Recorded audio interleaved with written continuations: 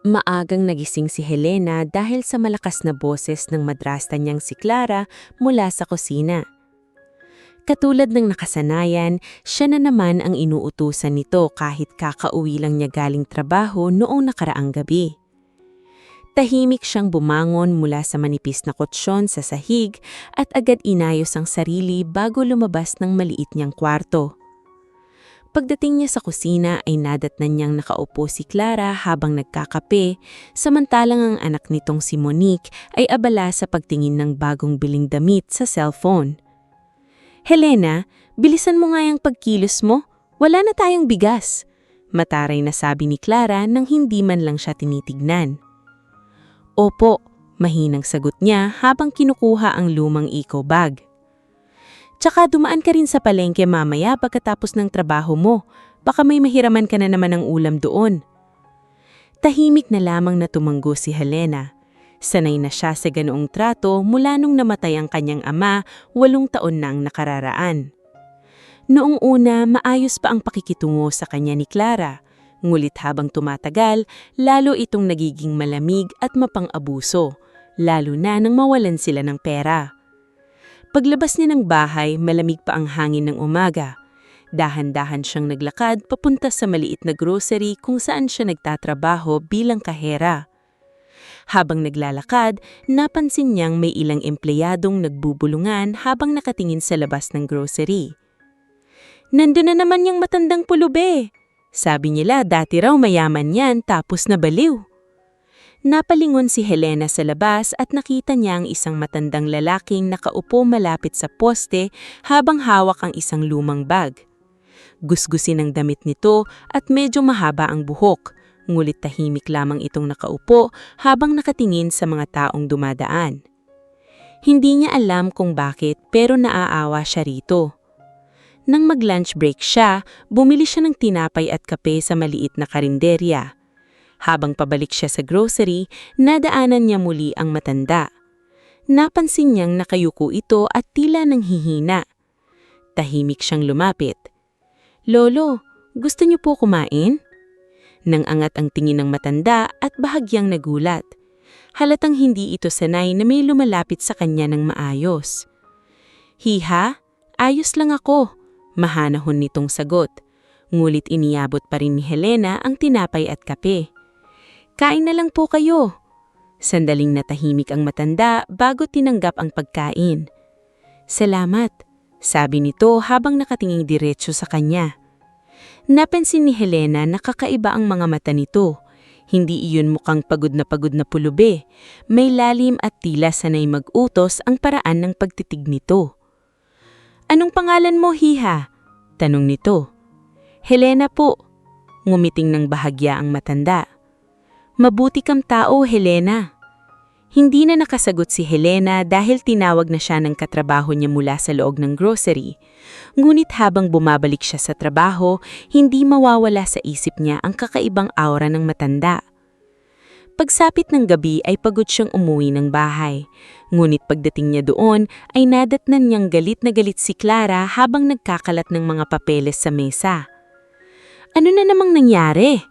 maingat niyang tanong. "Ano? Ito!" sigaw ni Clara habang inihagis ang isang papel sa kanya.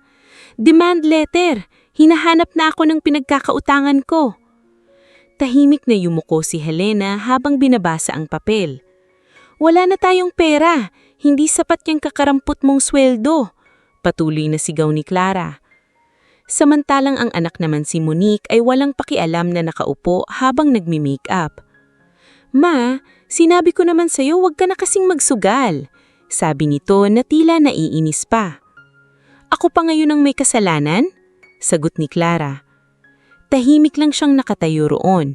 Hindi niya alam kung paano tutulungan ang pamilya nila dahil sapat lang talaga ang kinikita nila para sa pang-araw-araw nila. Biglang tumingin si Clara kay Helena. "Alam mo, Helena, kung sana hindi ka naging pabigat simula noon, baka mas maayos buhay natin ngayon." Parang sinaksak ang dibdib ni Helena sa narinig, ngunit pinili niyang manahimik. Sanay na siyang sisihin sa lahat. Maya-maya ay pumasok na siya sa maliit niyang kwarto. Naupo siya sa gilid ng higaan at tahimik na napuluha. Hindi dahil sa pagod, kundi dahil pakiramdam niya ay walang halaga sa sarili niyang tahanan. Ngunit hindi niya alam, sa labas ng bahay nila ay may isang taong tahimik na nakatingin. Ang matandang pulubi na binigyan niya ng tinapay kanina ay nakatayo sa may madilim na bahagi ng kalsada habang pinagmamasdan ng bahay nila. Tahimik itong napabuntong hininga. "Pareho pa rin pala kayo ng kabutihan ng ama mo," mahinang sabi nito sa sarili. Pagkatapos noon ay dahan-dahan itong naglakad palayo habang hawak ang lumang bag nito. At sa unang pagkakataon matapos ang maraming taon, tila may malaking pagbabagong unti-unting papasok sa buhay ni Helena. Kinabukasan ay maagang umalis si Helena para pumasok sa trabaho. Halos hindi siya nakatulog dahil sa paulit-ulit na sigawan ni Clara at Monique kagabi tungkol sa pera. Habang naglalakad siya papunta sa grocery, mabigat pa rin ang pakiramdam niya. Pakiramdam niya ay habang tumatagal, lalo lamang siyang nagiging estranghero sa sarili niyang tahanan. Pagdating niya sa grocery, ay agad siyang sinalubong ng kanyang katrabahong si Nena. "Helena, okay ka lang ba? Mukha kang pagod," tanong nito. Ngumiti lang siya ng bahagya. "Ayos lang ako."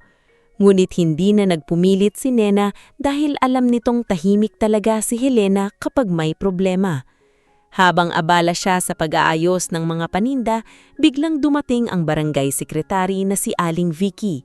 May dala itong brown envelope at seryoso ang mukha habang lumalapit sa kanya. "Ikaw ba si Helena Ramirez?" tanong nito. "Opo. Inaabot ko lang ito. Galing daw sa abogado lang yumao mong ama." Bahagyang nagtaka si Helena habang tinatanggap ang sobre. Pagkaalis ni Aling Vicky ay agad niya itong binuksan. Nanlaki ang mata niya nang makita ang laman. May dokumento tungkol sa isang lupa na nakapangalan sa kanya. Hindi niya agad maintindihan ang nakasulat, kaya ilang beses niya iyong binasa. Nakasaad doon na may maliit na lupain sa kabilang baryo na iniwan ng kanyang ama para sa kanya. Ngunit may isang kondisyon bago niya ito legal na makuha. Kailangan daw niyang magpakasal. Napatigil si Helena habang hawak ang papel. Hindi niya alam kung bakit ganoon ang kondisyon ng kanyang ama noon. Ngunit kahit paano ay nakaramdam siya ng pag-asa dahil baka iyon na ang paraan para makaahon siya sa hirap. Ngunit hindi niya alam na habang binabasa niya ang dokumento ay may matang nakasilip mula sa labas ng grocery. Si Clara. Napadaan ito roon matapos manggaling sa sabungan kung saan ito umutang na naman ng pera. Nang makita niyang may mahalagang dokumentong hawak si Helena, agad siyang nagtago at nakinig. Pag-uwi ni Helena noong gabi ay nadatnan niyang tahimik ang bahay. Nasa sala si Clara habang seryosong nakaupo at umiinom ng kape. Kahit si Monique ay tahimik ding gumagamit ng cellphone. "Umupo ka nga rito," malamig na sabi ni Clara. Bahagyang kinabahan si Helena ngunit sumunod siya. "Ano yang natanggap mong papel kanina?" Nagulat si Helena. "Paano niyo po nalaman?" "Hindi importante yon, sagutin mo ko." Tahimik na iniabot ni Helena ang dokumento. Mabilis iyong binasa ni Clara hanggang sa unti-unting lumaki ang mga mata nito. "May lupa palang iniwan tatay mo?" bulong nito. Hindi sumagot si Helena. Ngulit ilang segundo lang ay nag-iba ang ekspresyon ni Clara. Biglang tila may nabuo itong plano sa isip. "Helena," biglang sabi nito habang nakangiti ng pilit. "Hindi mo sinabi sa amin na may mana ka pala." "Hindi ko rin po alam." Tahimik na nag-isip si Clara bago biglang tumawan ng mahina. "Ang problema lang, kailangan mo palang magpakasal bago mo makuha." Napayuko si Helena. "Opo." Maya-maya ay nagsalita si Monique habang nakangisi. Sino namang matinong lalaki ang magpapakasal dyan?" Napatahimik si Helena sa narinig. Ngulit tila walang pakialam si Clara. Kinabukasan ay muli niyang nakita si Mang Isko malapit sa grocery. Katulad ng dati ay tahimik lang nakaupo habang nakatingin sa mga tao. Lumapit muli si Helena at inabutan ito ng pagkain. "Lolo, kumain na po kayo." Ngumiti bahagya ang matanda. Salamat, iha. Habang kumakain ito ay napansin nilang may ilang tindera sa palengke na nakatingin sa kanila habang nagbubulungan. Ayan na naman si Helena, laging nakasama yung pulubi. Tignan mo nga, parang maglolo na magkasama. May ilan pang nagtawanan. Napahiya si Helena kaya agad siyang tumayo. Pasensya na po, lolo. Ngunit bago siya makaalis ay nagsalita si Mang Isko. Hayaan mo sila. Ang tao madaling manghusga kapag mahirap ang kaharap. Napatingin si Helena sa matanda. Hindi niya maintindihan pero parang may lalim ang bawat salitang binibitawan nito. Nang gabing iyon ay nadatnan niyang masyadong mabait si Clara sa kanya. Ipinaghahanda pa nito ng pagkain na bihirang mangyari. Helena, malumanit nitong sabi, may naiisip akong paraan para makuha mo agad ang lupa. Napakunot noo siya. Ano po yun? Nagkatinginan sina Clara at Monique bago biglang ngumiti si Clara. Magpakasal ka. Pero kanino po? Hindi agad sumagot si Clara. Pagkaraan ng ilang segundo ay tumawa si Monique habang nakangisi. Doon sa pulubi mong kaibigan. Parang binuhusan ng malamig na tubig si Helena. Ano pong sinasabi niyo? Totoo naman na, sabi ni Clara. Lagi namang kasama yon at saka sino pa ba ang papatol sa'yo? Hindi po tama yan, nanginginig na sagot ni Helena. Ngulit tumayo si Clara at lumapit sa kanya. Makinig ka, Helena. Malaki ang utang natin. Kapag nakuha mo ang lupa, maibebenta natin agad. Pero bakit si Mang Isko? Kasi madaling utuin ang matandang pulubi na yon at isa pa, wala namang mawawala sa'yo. Napatayo si Helena habang namumuo ang luha sa mga mata niya. Hindi ko po kayang gawin yan. Biglang tumalim ang tingin ni Clara. Kung hindi mo gagawin, lumayas ka rito. Tahimik na natigilan si Helena. Alam niyang wala siyang ibang mapupuntahan. At habang tahimik siyang umiiyak sa kanyang kwarto noong gabing iyon, hindi niya alam na unti-unti nang umiikot ang tadhana niya patungo sa isang buhay na kailanman ay hindi niya inakalang mararanasan niya. Mula nang pilitin siya ni Clara na pakasalan si Mang Isko, ay halos hindi na mapakali si Helena. Ilang araw siyang pumapasok sa trabaho na mabigat ang dibdib habang paulit-ulit na umiikot sa isip niya ang sinabi ng madrasta. Pilit niyang iniisip na baka nagbibiro lamang ito, ngunit habang tumatagal ay lalo niyang nakikitang seryoso si Clara sa plano nito. Mas naging madalas din ang pambubulong ng mga tao sa palengke tuwing nakikita siyang nagbibigay ng pagkain kay Mang Isko. Dati ay simpleng tingin lamang ang natatanggap niya, ngunit ngayon ay may halong panunuya at panghuhusga na. Isang umaga, habang bumibili siya ng gulay pagkatapos ng trabaho, narinig niyang nag-uusap ang dalawang tindera habang pasimpleng nakatingin sa kanya. Balita ko raw ikakasal na si Helena doon sa pulubi. Totoo ba? Sayang naman, maganda pa naman. Wala sigulong choice. Bagay rin naman sila, pareho namang kawawa. Napahinto si Helena habang mahigpit na hawak ang basket. Gusto niyang magsalita at itanggi ang lahat, pero pinili niyang manahimik. Alam niyang habang pinapatulan niya ang mga chismis ay lalo lamang lalala ang usapan. Pagdating niya sa grocery ay ganoon din ang nadatnan niya. May ilang empleyadong natatawanan habang nakatingin sa cellphone.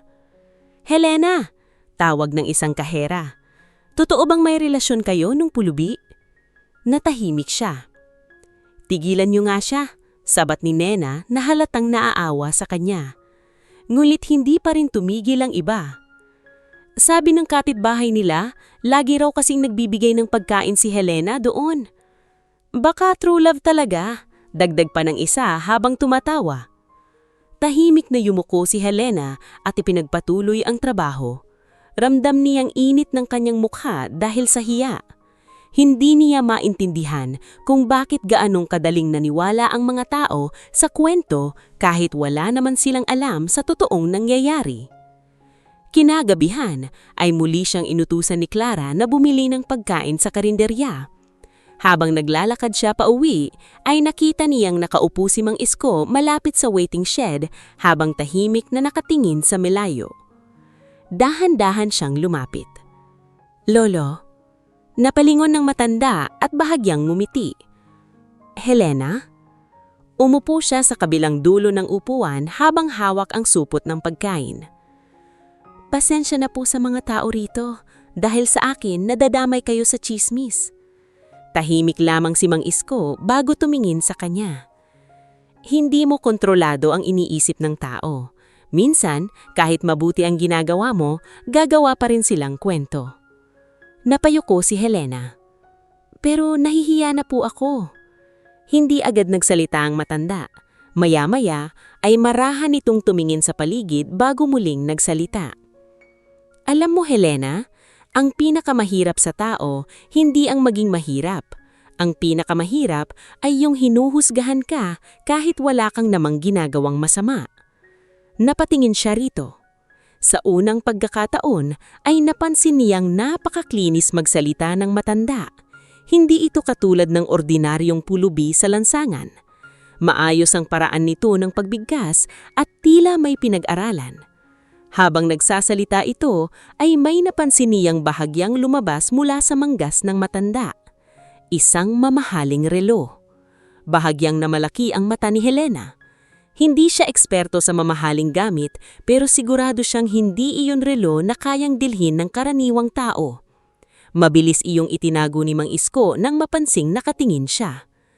Tahimik na natawa ng bahagya ang matanda. "Luma na yan," sabi nito. Ngulit lalo lamang nagtaka si Helena.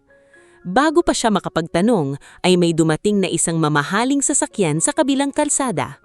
Huminto iyon sandali at tila may taong nakatingin kay Mang Isko mula sa loob nito. Ngulit makalipas ang ilang segundo ay agad din umalis ang sasakyan. Napansin niyon ni Helena. "May kakilala po kayo?" tanong niya. Ngunit umiling lamang si Mang Isko. "Matanda na ako, Hija. Wala nang naghahanap sa akin." Hindi na siya nagsalita pa, ngunit nanatili ang pagtataka niya. Pag-uwi niya sa bahay, ay nadatnan niyang masaya si Clara habang may kausap sa telepono. "Oo naman, sigurado akong matutuloy yun," sabi nito habang nakangiti.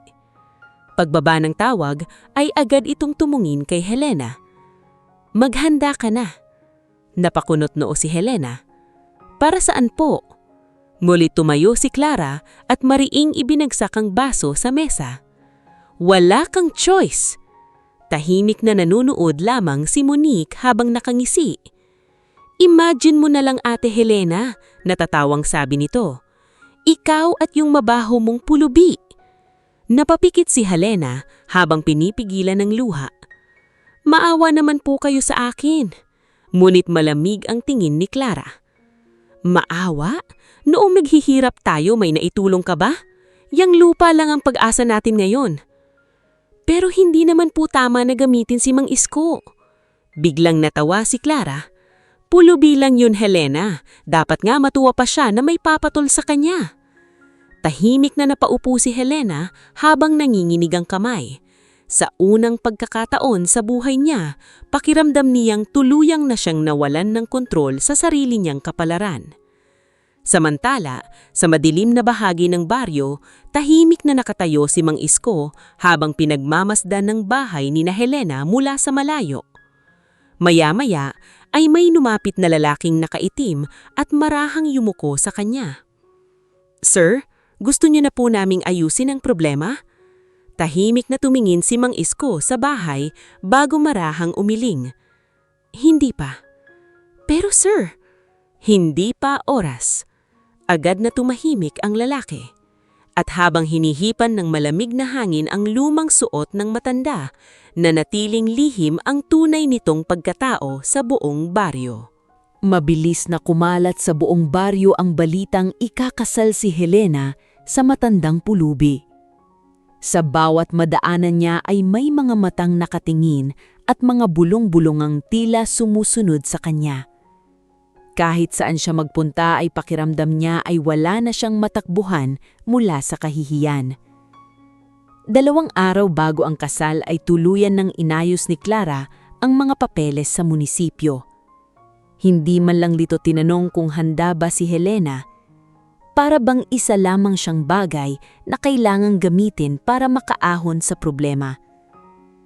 Habang kumakain sila ng hapunan isang gabi, ay abala si Clara sa pagkuwenta ng posibleng halaga ng lupang maibebenta nila. Kapag nakuha na natin yun, mababayaran ko na lahat ng utang, sabi nito habang nakangiti sa sarili. Samantalang si Monique naman ay natatawa habang nakatingin kay Helena. Ate Helena, bagay na bagay talaga kayo ng pulubi. Pareho kayong mukhang kawawa. Tahimik lang si Helena habang nakatingin sa pagkain niya. Wala na siyang lakas para sumagot. Sa dami ng nangyari nitong mga nakaraang araw, pakiramdam niya ay manhid na siya. Kinabukasan ay muli niyang nakita si Mang Isko malapit sa simbahan. Katulad ng dati, ay tahimik lamang itong nakaupo habang may ilang batang nang aasar dito. Hoy, pulubi! Ikakasal ka na raw! Sigaw ng isa bago nagtawanan ang mga bata.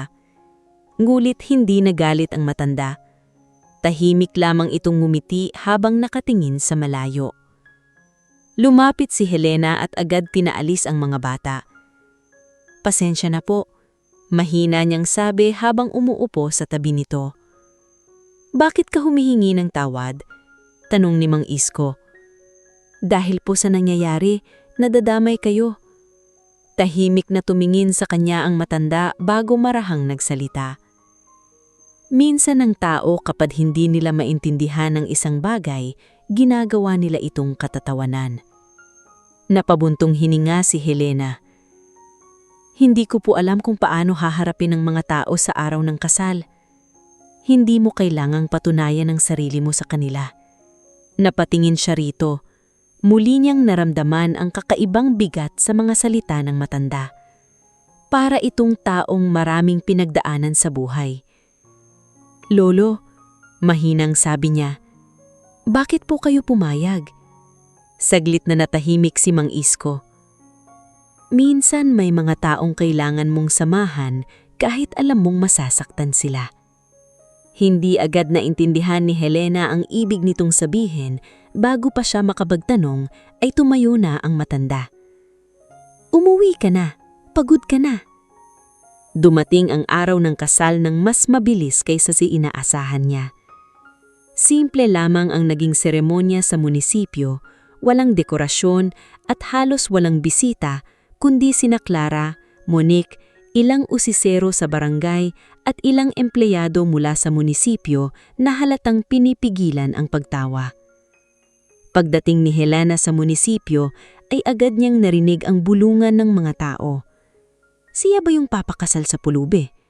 Sayang talaga, maganda pa naman sana. May ilan pang palihim na kumukuha ng video gamit ang cellphone. Pakiramdam niya ay gusto niyang lamunin na lamang siya ng lupa sa sobrang hiya.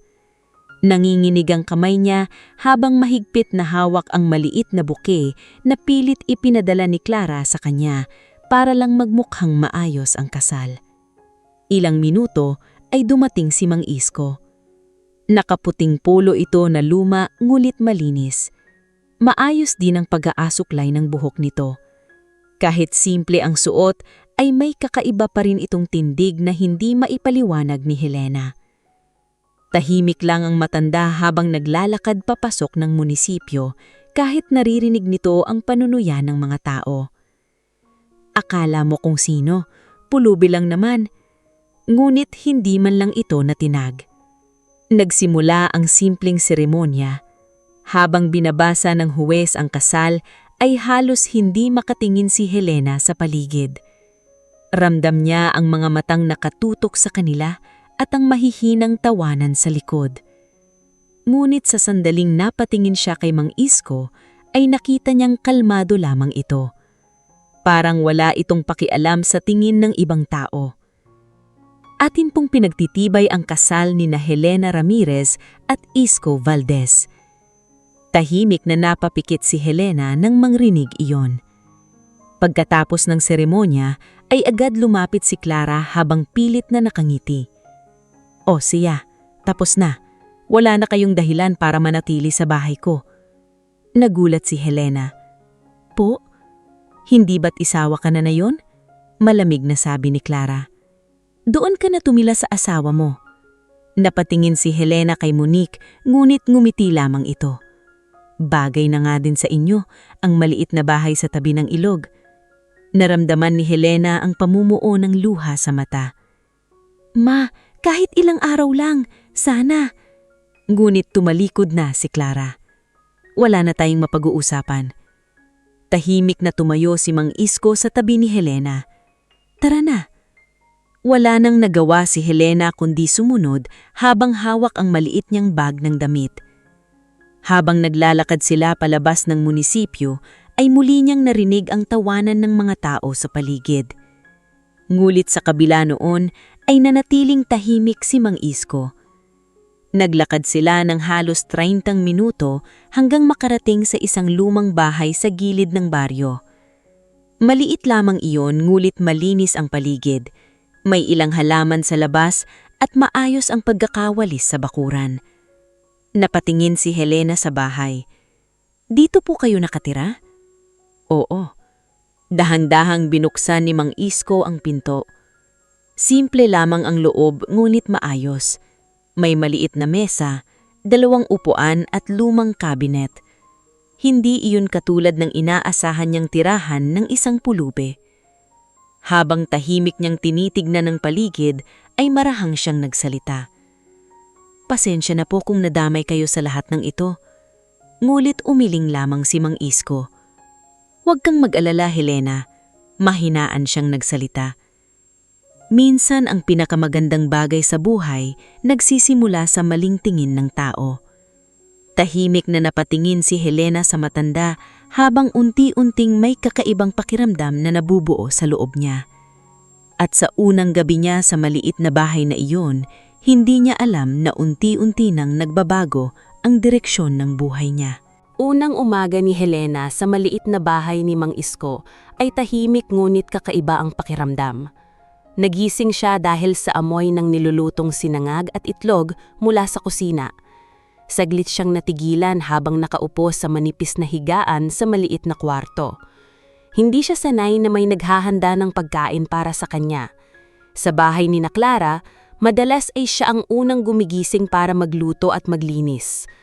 Paglabas niya ng kwarto ay nadatnan ng abala si Mang Isko sa pagluluto. Maayos nitong hinahalo ang pagkain habang may maliit na radyo sa gilid na nagpapatugtog ng lumang awitin. "Gising ka na pala," mahinahon nitong sabi nang mapansin siya. "Opo, kayo po nagluto niyan?" Ngumiti ng bahagya ang matanda. "Hindi naman pwedeng pabayaan kitang pumasok ng gutom." Tahimik na napaupo si Helena sa harap ng mesa. Habang kumakain sila, ay hindi niya maiwasang mapansin na maayos kumilos si Mang Isko. Hindi ito mukhang taong matagal ng palaboy sa lansangan. Kahit simpleng pagkain lang ang nasa harap nila, ay maayos itong kumain at tila sanay sa disiplina. Pagkatapos nilang kumain, ay kusa siyang nagligpit ng pinagkainan. "Huwag na po kayong masyadong mapagod, Lolo." Natawa ng mahina ang matanda. "Asawa mo na ako, hindi na lolo." Biglang namula ang mukha ni Helena sa hiya. "Pasensya na po, nasanay lang." Hindi na nagsalita pa si Mang Isko, ngunit napangiti ito ng bahagya bago lumabas ng bahay. Pagpasok ni Helena sa trabaho ng araw na iyon, ay muli na naman siyang sinalubong ng mga matang puno ng panghuhusga. Mas lalo pang lumala ang tsismis dahil kasal na nga raw siya sa pulubi. "Helena, kumusta naman ang honeymoon niyo?" Natatawang tanong ng isa niyang katrabaho. May ilan muling natawanan, ngunit hindi na siya sumagot. Tahimik niyang inayos ang kaha at ipinagpatuloy ang trabaho. Pagdating ng hapon ay napansin niyang may 2 lalaking nakaitim na nakatayo sa kabilang kalsada malapit sa grocery.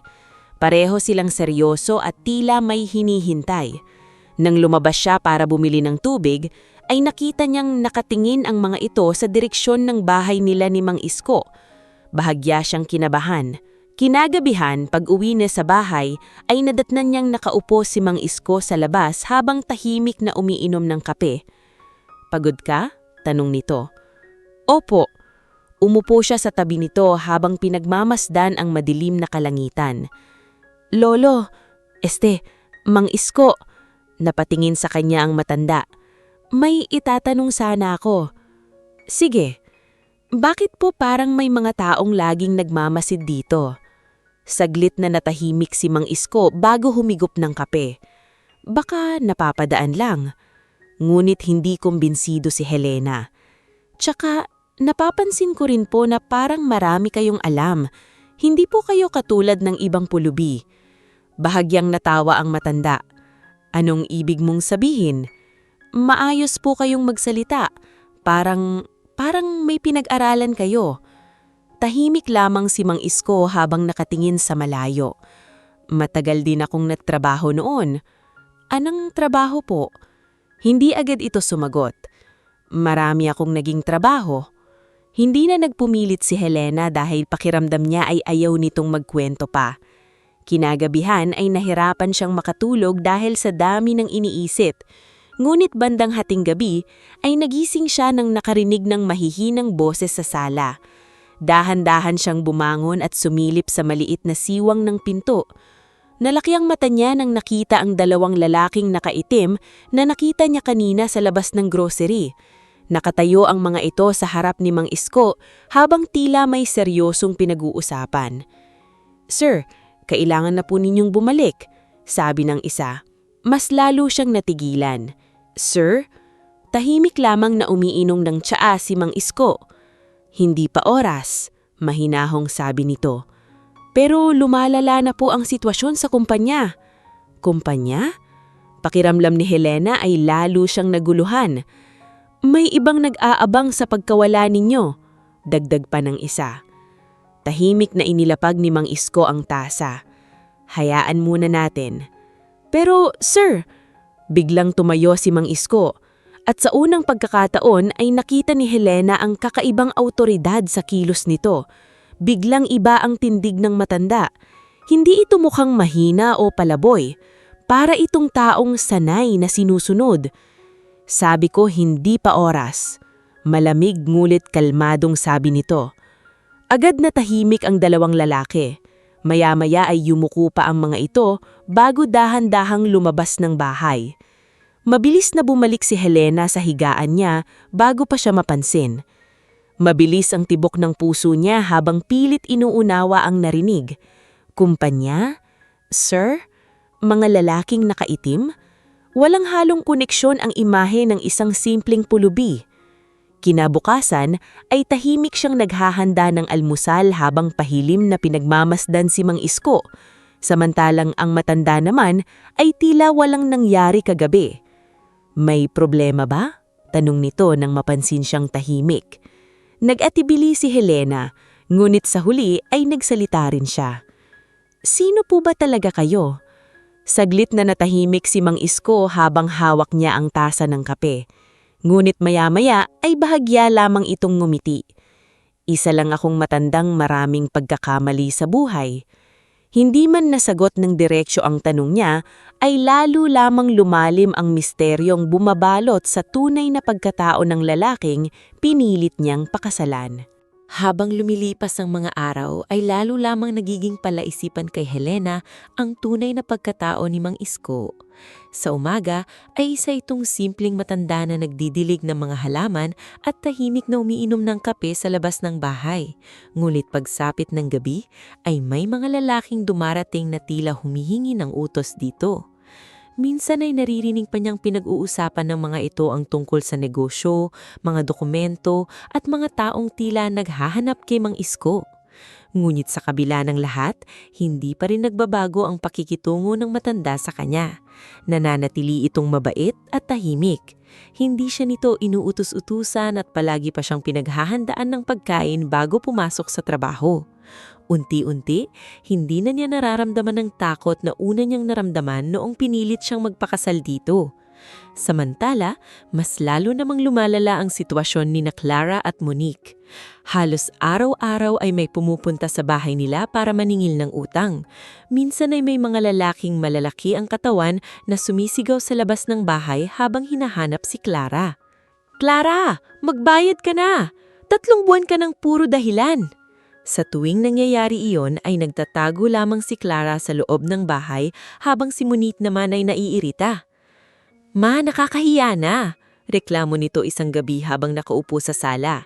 "Bakit kasi hindi mo pa binenta agad yung lupa ni Helena?" Padabog na napaupo si Clara. "Hindi pa nga nalilipat ang papeles." Bakit kasi pinakasal mo pa siya doon sa pulubing asawa? Wala namang tayong napala." Biglang tumalim ang tingin ni Clara. "Manahimik ka nga, hindi mo naiintindihan ang sitwasyon." Ngunit kahit si Clara ay nagsisimula ng kabahan, inakala niyang madaling mauutos si Mang Isko at mabilis nilang makukuha ang lupa ni Helena. Ngunit ilang linggo na ang lumipas at tila walang nangyayari. Kinabukasan ay maagang umalis si Clara para makipagkita sa isa niyang kakilala tungkol sa utang. Naiwan si Monique sa bahay habang abala sa pagkuha ng mga litrato para sa social media. Bandang tanghali ay biglang humintong 2 mamahaling sasakyan sa harap ng bahay nila. Napakunot noo si Monique habang sumisilip sa bintana. "Mama!" sigaw niya nang makitang bumababa ang ilang lalaking naka-formal attire. Agad ding bumalik si Clara na halatang kinakabahan. Sino sila?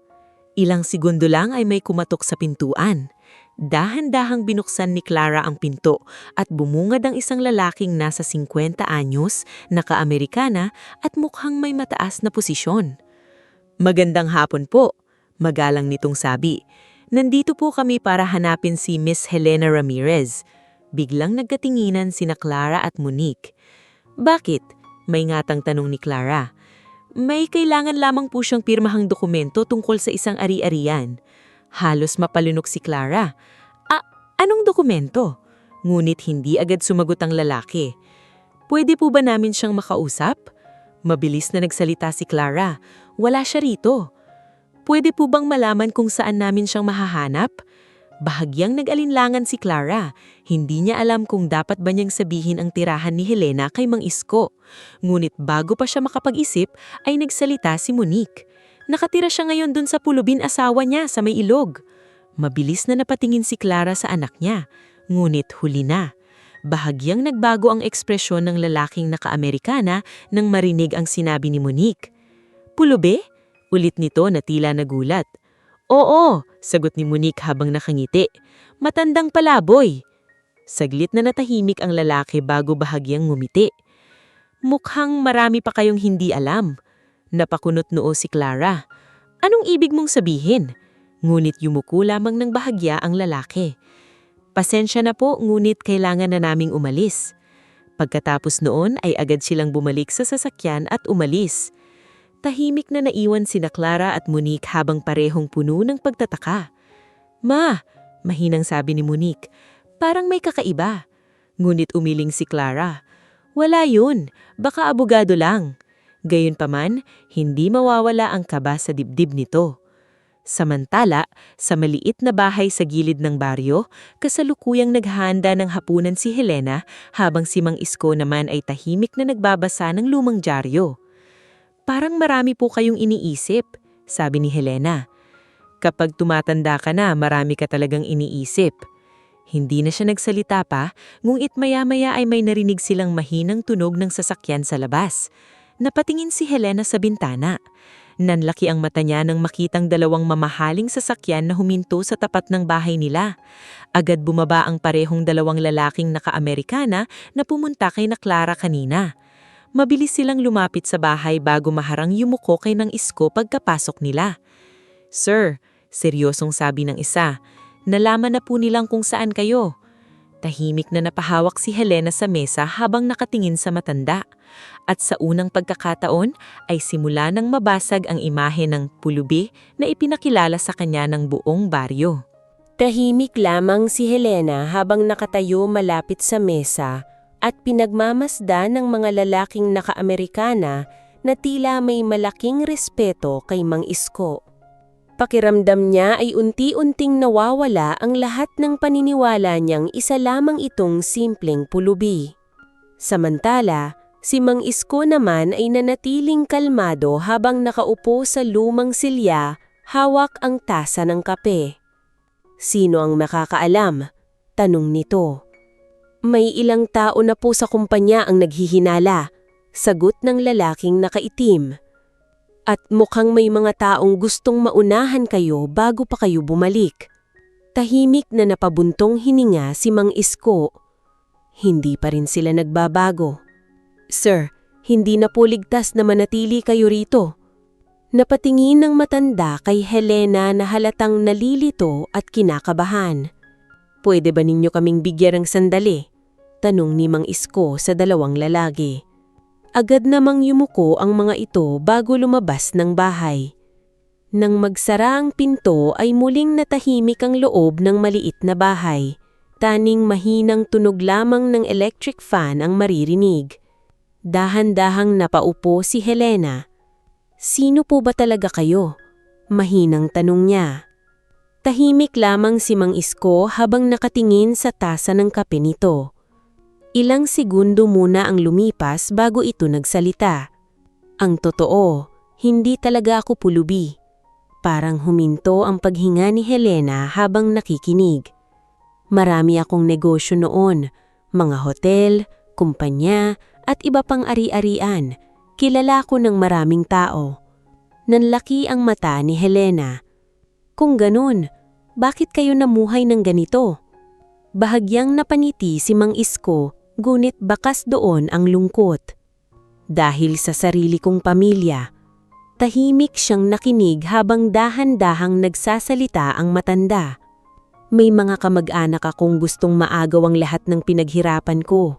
Noong tumanda ako, nagsimula silang mag-unahan sa kayamanan ko.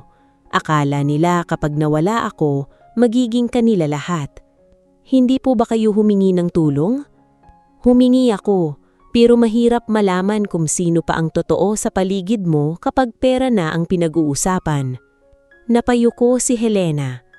Minsan, mahinang sabi ni Mang Isko, "Mas madaling makita ang tunay na ugali ng tao kapag iniisip nilang wala ka ng halaga." Natahimik siya habang unti-unting nauunawaan ng lahat. Kaya pala hindi ordinaryo ang pananalita nito. Kaya pala may mga lalaking gumagalang dito. Kaya pala tila sanay itong utusan ang mga tao. "Pero bakit po kayo nagkunwaring pulubi?" Huminga ng malalim ang matanda bago sumagot. "Napapagod na ako sa mga taong lumalapit lang dahil may pera ako. Kaya umalis ako. Namuhay akong parang ordinaryong tao para makita kung may mga tao pa bang marunong tumingin sa pagkatao, hindi sa yaman."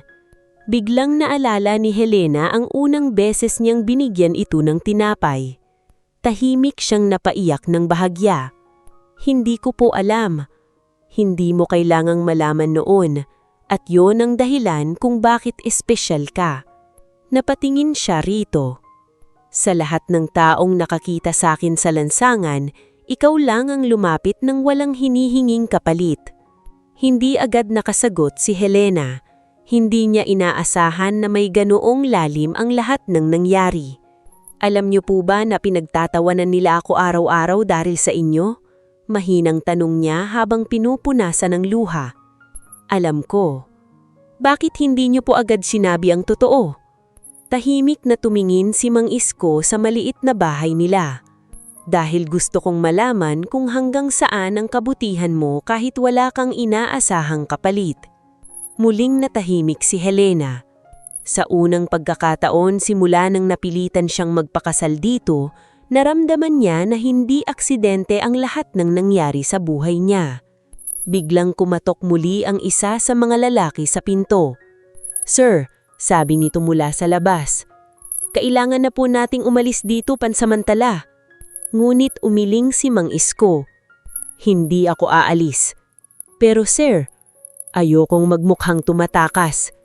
Tahimik na nagkatinginan ng dalawang lalaki bago muling yumuko. Pagkaalis ng mga ito ay muling nagsalita si Helena. "Takot po ba kayo sa kanila?" Bahagyang ngumiti si Mang Isko. Hindi. Kung ganun, bakit po kayo nagtago? Sandaling natahimik ang matanda bago marahang tumingin sa kanya. Dahil minsan, mas masakit ang pagtataksil ng sariling pamilya kaysa sa kahit anong pagkawala ng pera. Naramdaman ni Helena ang bigat ng sinabi nito. Naalala niya tuloy ang sariling madrasta niya. Ang mga taong dapat sanay pamilya niya ngunit siyang unang nanakit at nanghusga sa kanya. Maya-maya ay tumayo si Mang Isko at dahan-dahang lumapit sa bintana. Hindi ko inaasahan na sa simpleng baryong ito ko makikilala ang taong magpapaalaya sa akin na may mabubuting tao pa rin pala. Tahimik na napangiti si Helena kahit puno pa rin ng gulo ang isip niya. Ngunit kasabay ng pagluwag ng loob niya ay nagsimula rin siyang matakot. Dahil kung totoong mayaman at makapangyarihan si Mang Isko, ibig sabihin ay mas malaki rin ang problemang posibleng kahaharapin nila. At sa unang pagkakataon, naisip niya na baka ang simpleng buhay na pinangangarap niya noon ay tuluyan nang mawawala. Matapos mabunyag ni Mang Isko ang totoong niyang pagkatao, ay ilang araw na hindi agad nakaka-adjust si Helena. Sa tuwing nakikita niya itong nagdidilig ng halaman o nagwawalis sa labas ng bahay, nahihirapan pa rin siyang paniwalaang isa pala itong dating makapangyarihang negosyante na may malalaking kumpanya at ari-arian. Ngunit sa kabila ng revelasyong iyon, ay walang nagbago sa pakikitungo ni Mang Isko sa kanya. Nanatili itong simple, mahinahon at mapagbigay. Hindi nito ipinagyayabang ang kayamanan o kapangyarihan nito. Sa halip ay mas naging maalaga pa ito kay Helena. Isang umaga habang naghahanda sila ng almusal, ay inilapag ni Mang Isko sa mesa ang isang maliit na laptop. Napakunot noo si Helena. "Para saan po yan?"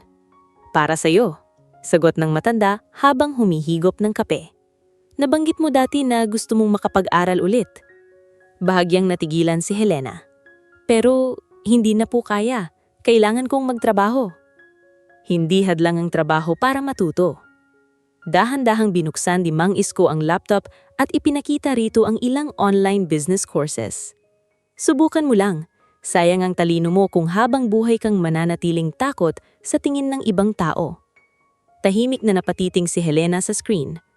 Noong nabubuhay pa ang ama niya, ay pangarap talaga niyang makapagtapos ng pag-aaral. Ngulit nang namatay ito, ay napilitan siyang tumigil upang magtrabaho at suportahan ang bahay. Hindi niya inaasahang may taong maniniwalang kaya pa niyang mangarap ulit. "Hindi ko po alam kung kaya ko pa," mahina niyang sabi. Ngulit ngumiti si Mang Isko. "Mas marami ka ng kinaya kaysa sa iniisip mo." Mula noon ay nagsimula siyang mag-aral tuwing gabi pagkatapos ng trabaho. Tinuruan siya ni Mang Isko kung paano mag-manage ng maliit na negosyo, paano humawak ng pera at paano mag-isip bilang leader. Habang tumatagal ay lalong niyang nakikitang napakatalino ng matanda. Hindi lamang ito mahusay magsalita, kundi napakalawak din ng karanasan sa negosyo at buhay. Unti-unti ring nagiging magaan ang loob niya rito. Minsan ay sabay silang umiinom ng kape sa labas ng bahay habang nagkukwentuhan tungkol sa buhay. "Masyado mo kasing minamaliit ang sarili mo," sabi ni Mang Isko isang gabi. "Sanay lang siguro ako na laging sinasabihan na wala akong mararating." "Tandaan mo, Helena, hindi mo kailangan paniwalaan ang tingin sa'yo ng mga taong walang respeto sa'yo." Tahimik na napangiti si Helena habang nakatingin sa madilim na langit. Ngulit habang unti-unting gumagaan ang buhay niya, ay kabaliktaran naman ang nangyayari kina Clara. Halos araw-araw na itong pinupuntahan ng mga naniningil. May mga gamit na rin silang naisangla at maging si Monique ay nagsisimula ng mainis sa sitwasyon nila. "Ma, bakit hindi pa rin natin nakukuha ang lupa?" reklamo nito habang padabog na ibinabagsak ang bag sa sofa. "Kasi kailangan pa ng ibang proseso," iritadong sagot ni Clara. Ngumit sa totoo lang ay wala ring itong malinaw na alam sa mga susunod na hakbang. Ang tanging inaasahan nito ay ang manipulahin si Helena para mapapayagang ibenta agad ang lupa. Isang hapon ay may dumating na babae sa bahay nila. May mamahaling bag ito at tila mayaman. "Monique, Pwede ka bang sumama mamaya sa dinner? Malambing nitong tanong. Nang makaalis ang babae, ay napatingin si Clara sa anak. Siguraduhin mong mapapalapit ka sa mayaman na yan. Napairap ni Monique. Ma, hindi naman ako escort. Ngulit malamig ang tingin ni Clara. Kung gusto mong bumalik tayo sa marangyang buhay, gawin mo ang kailangan. Tahimik na napakuyom ng kamao si Monique, ngunit wala rin itong nagawa. Samantala, isang gabi habang nag-aaral si Helena gamit ang laptop ay may narinig silang malakas na busina sa labas. Napatingin siya sa bintana at nakitang isang mamahaling sasakyan na huminto sa harap ng bahay nila. Mabilis na bumaba ang dalawang lalaking naka-Amerikana. "Sir," sabi ng isa habang lumalapit kay Mang Isko, "may mahilwagang kaming balita." Tahimik na tumayo ang matanda. "Ano iyon?" "May mga taong nagsisimula ng maghukay tungkol kay Ma'am Helena." Napakunot noo si Helena. "Ako?" Tumanggo ang lalaki. "At mukhang nalaman na rin ng ilan na magkasama kayo." Tahimik na napabuntong hininga si Mang Isko. "Mas mabilis kaysa sa inaasahan ko." Biglang kinabahan si Helena. "May problema po ba?" Ngulit bago pa sumagot si Mang Isko, ay muling nagsalita ang lalaki. "At isa pa po, sir, may ilang tao sa pamilya ninyo na gustong makikipa." Bahagyang nagbago ang ekspresyon ng matanda, ngulit agad itong bumalik sa pagiging kalmado. "Hindi pa ako handang humarap sa kanila." "Pero sir, kapag nalaman nilang nandito kayo, hayaan mo muna." Tahimik na nakinig si Helena habang unti-unting naiintindihan na mas malalim pa pala ang problemang kinasasangkutan ni Mang Isko. At habang pinagmamasdan ng matandang lalaking minsang inakala niyang simpleng palaboy lamang, unti-unti niyang nararamdaman na ang buhay na pilit ipinagkait sa kanya noon ay dahan-dahan nang nagbubukas sa harap niya. Habang tumatagal ay mas lalong nagiging usap-usapan sa baryo sina Helena at Mang Isko. Ngunit ngayon, hindi na lamang simpleng tsismis tungkol sa pagpapakasal niya sa isang pulubi ang umiikot. Unti-unti nang may mga taong nakakapansin na tila may itinatagong malaking sikreto ang matanda. May mga pagkakataon na may mamahaling sasakyang humihinto sa tapat ng maliit nilang bahay. Minsan naman ay may mga lalaking naka-Amerikana na pumupunta roon at magalang na kinakausap si Mang Isko. Dahil dito ay lalo lamang naging mausisa ang mga tao sa baryo. Ngunit sa halip na tumahimik ay mas lalong nagalit si Clara. Isang gabi habang nakaupo ito sa sala kasama si Monique ay padabog nitong ibinagsak ang cellphone sa mesa. "Tignan mo to," galit nitong sabi. Napatingin si Monique sa screen at nakita ang litrato ni Helena at Mang Isko habang bumababa mula sa isang mamahaling sasakyan na kuha ng kapitbahay nila. "Bakit parang mayaman yang matandang yan?" tanong ni Monique habang nakakunot noo. "Hindi ko alam," sagot ni Clara, "pero sigurado akong may tinatago sila." Tahimik na nang isip si Monique bago bahagyang ngumiti. "Kung ganon, sirain natin si Helena." Napatingin si Clara sa anak. "Anong ibig mong sabihin?" "Kumalat na nga ang tsismis tungkol sa kanila. Dagdagan na natin." Kinabukasan ay mabilis na kumalat sa social media ng baryo ang mga post ni Monique. May mga litrato iyon ni Helena kasama si Mang Isko at may malalaking caption na nagsasabing pera lamang daw ang habol nito sa matanda. Kunwaring mabait pero mukhang may target palang yaman. Kaya pala nagpakasal sa pulubi. May mga peking kwento pa silang idinagdag na matagal na raw pinaplano ni Helena ang lahat. Dahil mabilis kumalak ang tsismis sa maliit nilang bayan, ay maraming tao agad ang naniwala.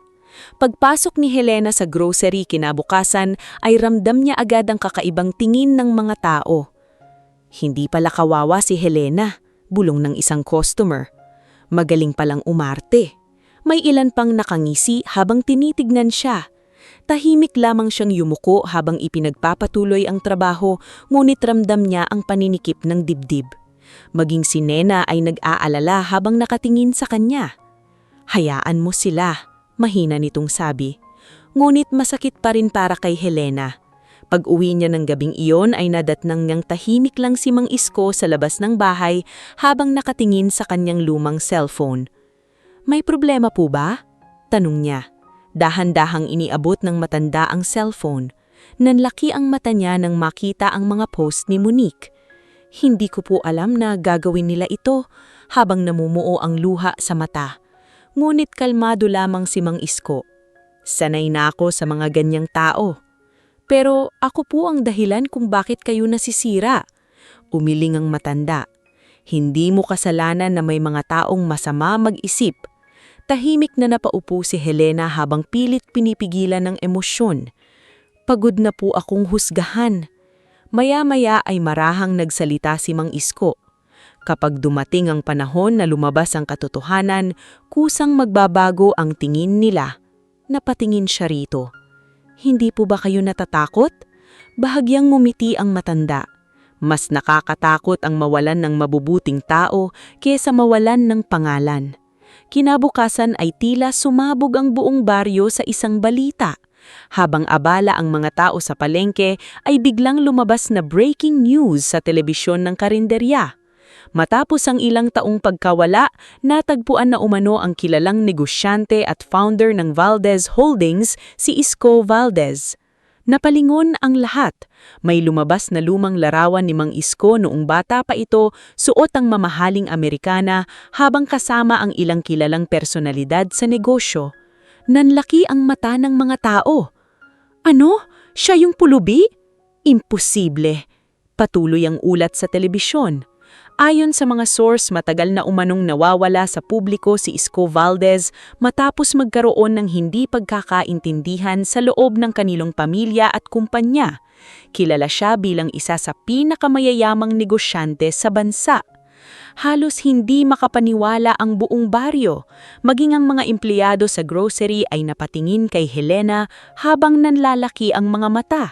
Samantala sa bahay ni Clara ay halos mabitawan nito ang hawak na baso habang nanunood ng balita. Anong sinasabi nila? Nanginginig nitong sabi. Si Monique naman ay tila nawalan ng kulay sa mukha. Ma, bilyonaryo pala yung matanda. Biglang bumalik sa isip nila ang lahat ng panlalait at panglalait na ginawa nila rito. Mabilis na tumayo si Clara. Kailangan nating puntahan si Helena. Samantala, sa maliit na bahay sa gilid ng baryo ay tahimik lamang na pinapanood ni Helena ang balita habang nakaupo sa tabi ni Mang Isko. Hindi pa rin siya makapaniwala sa laki ng mundong dating ginagalawan ng matanda. At habang nagsisimula ng magbago ang tingin ng buong baryo sa kanila, ay naramdaman ni Helena na ngayon pa lang talaga magsisimula ang pinakamalaking pagbabago sa buhay niya.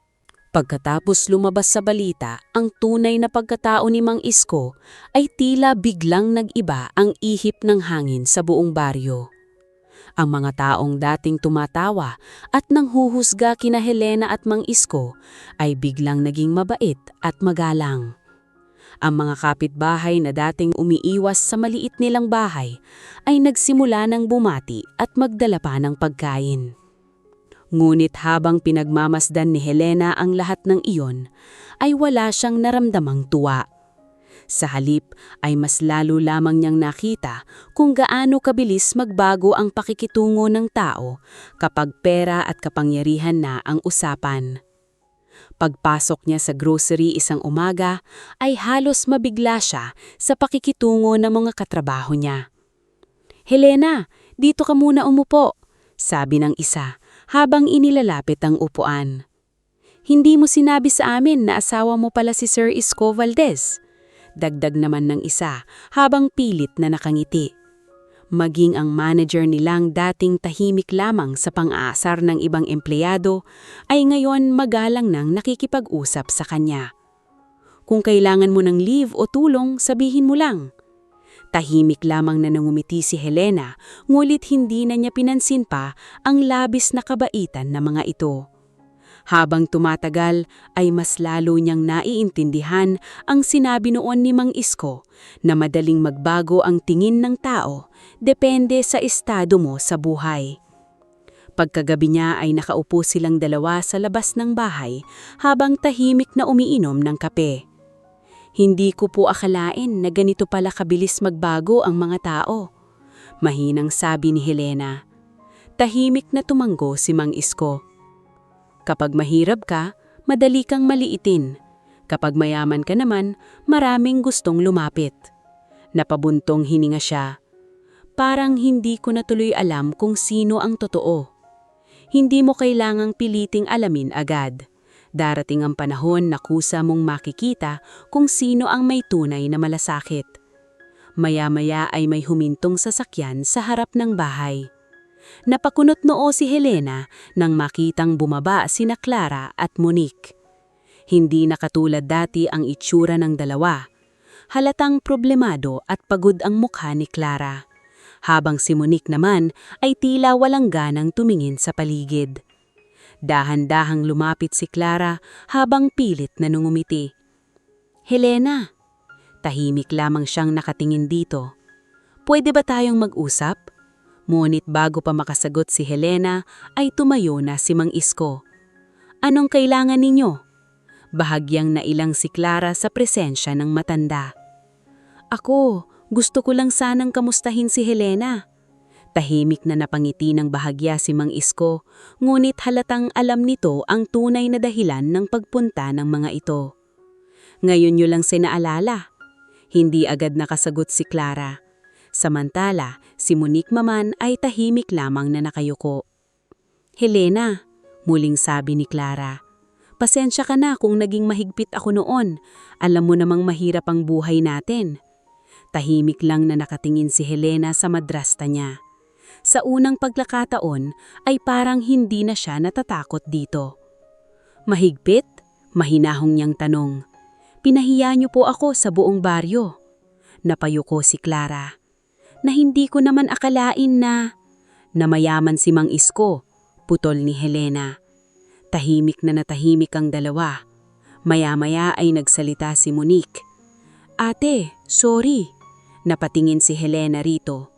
"Nainggit lang siguro ako sa'yo." Gulit hindi agad nagsalita si Helena. Masyadong marami ng masasakit na nangyari para basta mawala lahat sa simpleng paghihingi ng tawad. Habang nangyayari iyon ay may isa pang sasakyan na huminto sa tapat ng bahay.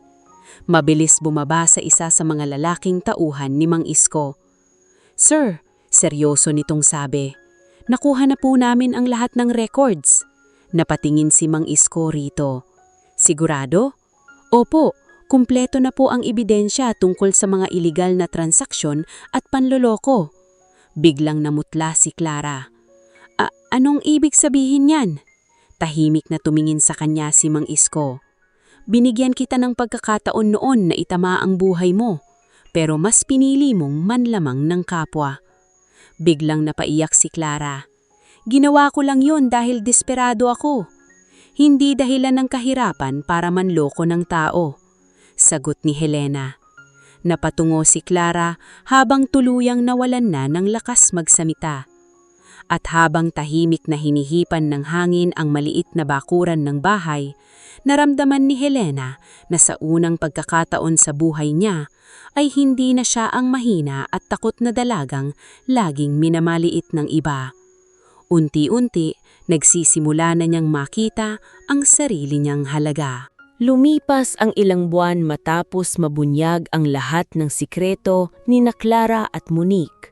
Unti-unting kumalat sa buong baryo ang katotohanan tungkol sa mga panloloko at iligal na ginawa ni Clara para lamang makabayad sa mga utang at mapanatili ang marangyang buhay na pilit nitong hinahabol. Marami sa mga taong dati humahanga rito ang tuluyan dang lumayo.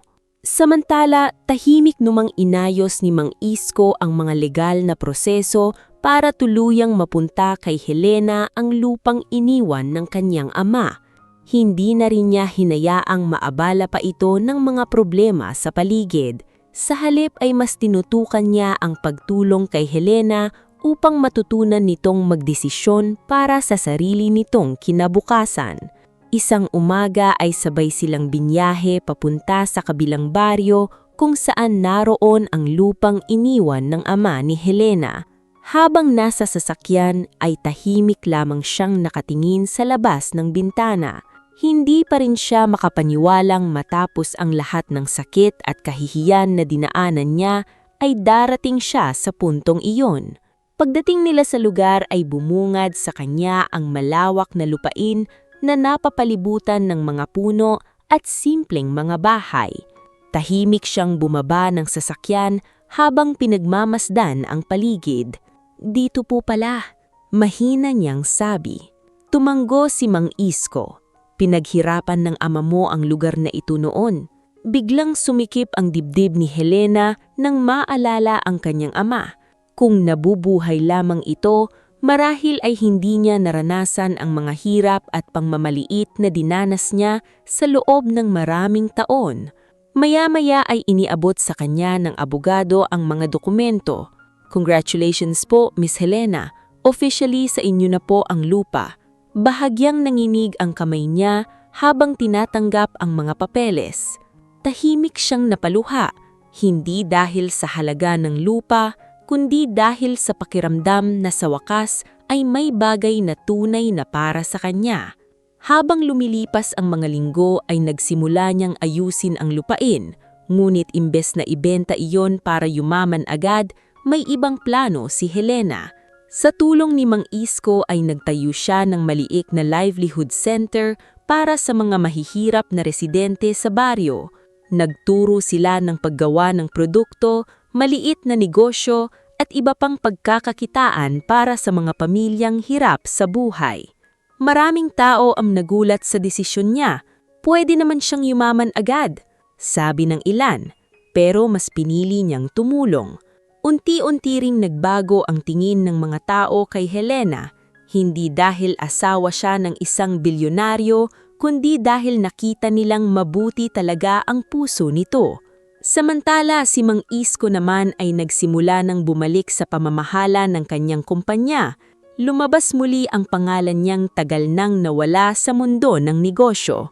Ngunit sa kabila ng pagbabalik niya sa kapangyarihan, ay pinili pa rin niyang manatiling simple. Mas gusto pa rin nitong umuwi sa maliit nilang bahay sa baryo kaysa manatili sa malalaking mansyon sa siyudad. "Mas tahimik dito," sabi nito minsan habang umiinom sila ng kape sa labas ng bahay. At sa totoo lang, iyon din ang gusto ni Helena. Isang hapon habang abala siya sa livelihood center ay may nakita siyang pamilyar na babae sa labas ng gate. Si Clara. Halatang payat na ito at tila nawalan ng sigla. Wala na ang mamahaling damit at mataray na aura na dati nitong ipinapakita. Tahimik lamang itong nakatayo habang hawak ang maliit na bag. Dahan-dahang lumapit si Helena. "Ano pong kailangan nyo?" Biglang napaluha si Clara. "Helena, patawarin mo ako." Tahimik lamang siyang nakatingin dito. "Alam kong wala akong karapatang himingi ng tawad pagkatapos ng lahat ng ginawa ko sa'yo." Napayuko si Clara habang nanginginig ang boses. "Nabulagang ako sa pera, sa inggit, sa takot na bumalik sa hirap." Tahimik na napapikit si Helena. Naalala lahat ng gabing umiiyak siya dahil sa masasakit na salita ng madrasta, ang kahihiyan, ang pakiramdam na wala siyang halaga. At ngayon, mahinahon niyang tanong. "Iniwan na ako ng lahat," sabi ni Clara habang umiiyak.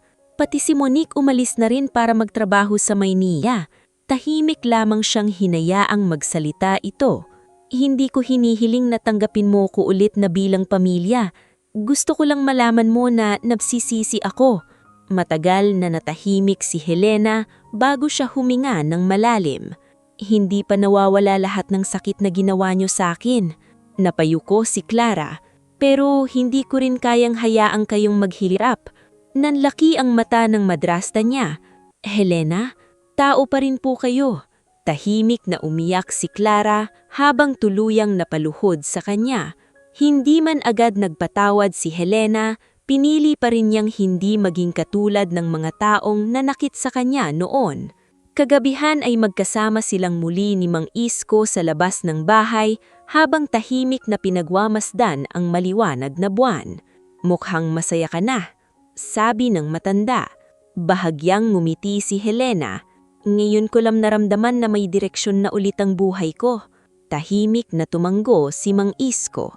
Minsan talaga ang pinakamagandang biyaya dumarating sa pinaka-hindi inaasahang paraan. Napatingin si Helena rito at napangiti ng bahagya. Naalala niya kung paano nagsimula ang lahat sa isang matandang pulubing pinagtawanan ng buong baryo. At ngayon, naiiintindihan na niya ang pinakamahalagang aral na natutunan niya sa buhay. Na ang tunay na halaga ng tao ay hindi nasusukat sa itsura, estado sa buhay o dami ng pera, kundi sa kabutihang ipinapakita nito kahit walang nakakakita.